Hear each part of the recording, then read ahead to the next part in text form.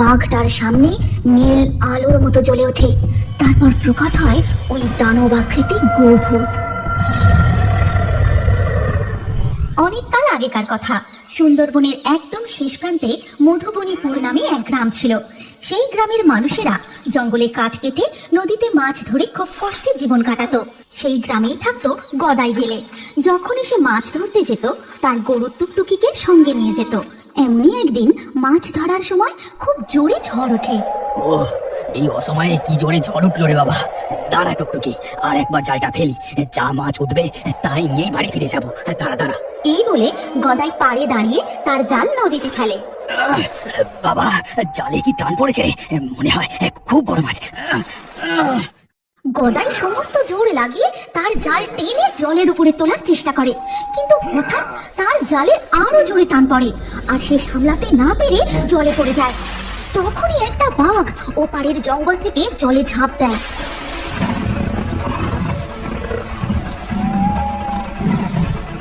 টুকটুকি পালা, বাঘ তুই এখান থেকে পালা। টুকটুকি টুকটুকি পালা, বাঘ। বাঘটা সাঁতার কেটে গদাইয়ের দিকে দ্রুত আসতে থাকে। তখনই তার গরু নদীর পাড় থেকে গলার দড়িটা গদাইয়ের দিকে ছুড়ে দেয়। তারপর সে গদাইকে টেনে পাড়ে তুলে আনে। তখন বাঘ প্রায় নদীর এপারে। গদাই ও তার গরু দৌড়তে শুরু করে। পালা টুকটুকি, আমাদের পিছনে বাঘ, পালা, তুই থামিস না। বাঘ, বাঘ। আকাশ ফাটানো বজ্রের মতো গর্জন করে বাঘ গদাই আর তার গরুকে তাড়া করে। তারপর সে এক লাফ দিয়ে গরুটার পায়ে কামড় বসায়। ছেড়ে দে, ছেড়ে দে আমার টুকটুকিকে, ছেড়ে দে বলছি, ছেড়ে দে। গদাই প্রাণপণে তার গরুর দড়ি ধরে টানতে থাকে। ঠিক তখনই শুরু হয় প্রবল বৃষ্টি। জোরে জোরে বাজ উড়তে থাকে। হঠাৎই উড়মুড়িয়ে একটা ডাল ভেঙে বাঘটার উপর পড়ে। বাঘটার কামড় আলগা হতেই গদাই সেই সুযোগে তার টুকটুকিকে টেনে নিয়ে কোনো রকমে দৌড়তে দৌড়তে গ্রামে ঢুকে তারা বাড়ি পৌঁছায়। কি গো, কি হয়েছে তোমার? অত হাঁপাচ্ছ কেন? হে কি, টুকটুকির গা থেকে এত রক্ত পড়ছে! এই যে বাঘের কামড়! ওই বাজটা গাছের ডালে না পড়লে সব শেষ হয়ে যেত মালিনী, সব শেষ হয়ে যেত। এই যে বনবিবির কৃপা গো! হে বনবিবি, তুমি আমার স্বামীকে গরুকে রক্ষা করেছো। তোমার চরণে শত কোটি প্রণাম দেবী, শত কোটি প্রণাম। এরপর বৃষ্টিও থেমে যায়। ওদিকে তখন জঙ্গলের মাটিতে যে 2-4 ফোঁটা গরুটার রক্ত ঝরে পড়েছিল, বাঘটা দাঁড়িয়ে বেশ কয়েকবার গন্ধটা শুঁকে জঙ্গলের গভীরে মিলিয়ে যায়। শোনো গো মালিনী, তুমি টুকটুকির ক্ষতস্থানে ভালো করে প্রলেপ লাগিয়ে দাও। আজ ও আমাকে জল থেকে টেনে না তুললে হয়তো আমি নিজেই। চুপ করো তুমি, চুপ করো, এমন কথা মুখেও এনো না। চিন্তা করিস না ননি, তোর মায়ের কিচ্ছু হয়নি। আমি আছি তো, তোর মা আবার তাড়াতাড়ি সুস্থ হয়ে উঠবে।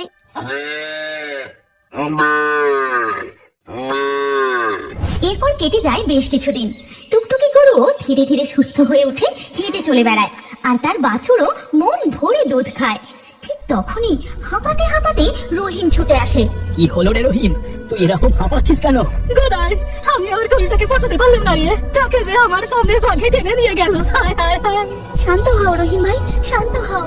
এরপর থেকে সেই গ্রামে বাঘ ঢুকে একের পর এক গরু শিকার করতে থাকে। কখনো মাঠে ঘাস খেতে থাকা গরুদের টেনে নিয়ে যায়, বা কখনো রাতের অন্ধকারে গোয়াল থেকে।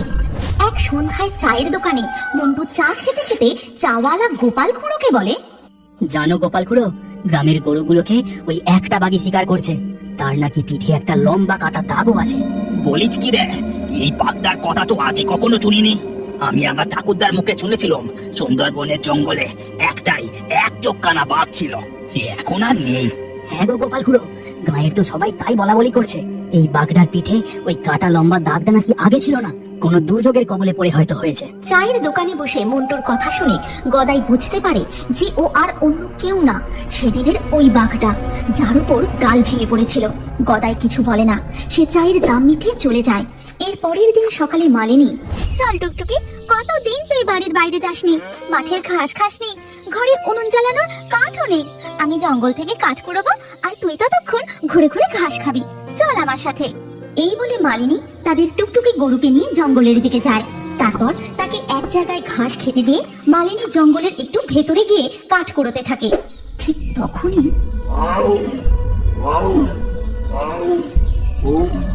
হে ভগবান, বাঘটা যা একদম কাছাকাছি কোথাও আছে, এবার কি করি?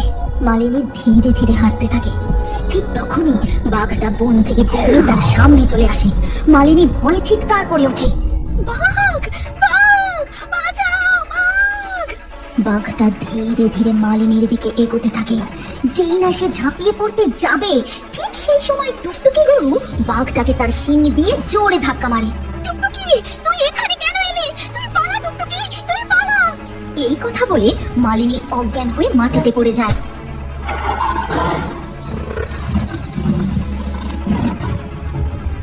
গ্রামের পাশের জঙ্গলে বাঘের গর্জন শুনে বেশ কিছু গ্রামবাসী মশাল জ্বালিয়ে জঙ্গলে ঢুকে বাঘটাকে তাড়ানোর চেষ্টা করে। তারপর সেখানে গিয়ে দেখে, এই কি গো, এখানে যে মালিনী কাকিমা অজ্ঞান হয়ে পড়ে আছে। বাঘটা মনে হয় আমাদের দেখে ভয় পালিয়েছে। কিন্তু এই রক্তটা কিসের গো? জঙ্গলের দিকে চলে গেছে। মালিনী কাকিমার গায়ে তো একটা আঁচড়ের দাগও নেই। এরপর মালিনী যখন তার চোখ খোলে, সে তার বাড়ির বিছানায় শুয়ে। আমার টুকটুকি, আমার গরু, তুই কোথায় গেলি? সে বাড়ি ফিরেছে, তুমি তাকে খেতে দিয়েছো? শান্ত হও গোপিনী, টুকটুকি যে আর নেই। সে তোমাকে বাড়ি ফেরানোর জন্য নিজে চলে গেছে। এরপর কেটে যায় বেশ কিছুদিন। গ্রামের গরুর উপর বাঘের উপদ্রব একদম কমে যায়। এমনটা তো হবার কথা নয়। বাঘটা নিশ্চয়ই কিছুতে ভয় পেয়েছে। হ্যাঁ কাকা, তুমি একদম ঠিক ধরেছ। গত পরশুদিনকার কথা, আমার গরুগুলো নদীর জলে নেমে মজা করে চান করছিল। আমি দূরে একটা গাছের নিচে বসেছিলাম। এমন সময় বাঘটা নদীতে গরু দেখে জলে ঝাঁপিয়ে দ্রুত আসতে থাকে। গরুগুলো পালাতে না পেরে ভয় ডাকাডাকি শুরু করে। ঠিক তখনই জঙ্গলের ভিতর থেকে এক কালো মিশমিশে দানবের মতো ভূত বেরিয়ে আসে। গরু দুটো জল থেকে উঠে নির্ভয়ে কালো দানবটার পিছনে দাঁড়িয়ে থাকে। বাঘটা ভয়ে জল থেকে পারে না উঠে সে যেদিক থেকে এসেছিল আবার পালিয়ে যায়। আবার কেমন জন্তু এলো যে গরুদের রক্ষা করে? হ্যাঁ গো কাকা, আমি নিচের চোখে দেখেছি। এরপর রাতে গোপাল খুড়ো তার দোকান বন্ধ করে বাড়ি ফেরার সময় দেখে একটা বাঘ চুপি সারিয়ে বলাইদের গোয়ালের দিকে এগোচ্ছে। ঠিক তখনই বাঘটার সামনে নীল আলোর মতো জ্বলে ওঠে। তারপর প্রকট হয় ওই দানব আকৃতি গোভূত। গোভূতটা বাঘটার দিকে এগোতেই বাঘটা ভয়ে দৌড়ে জঙ্গলের দিকে চলে যায়। মন্টু একদম ঠিক কথা বলেছিল। ওই গোভূতটা গ্রামের গরুগুলোকে রক্ষা করছে। এরপর থেকে আর কোনোদিনও মধুবনী গ্রামের আশেপাশে বাঘ দেখা যায়নি। গ্রামের গরুগুলো নিশ্চিন্তে মাঠে ঘুরে ঘুরে ঘাস খায়।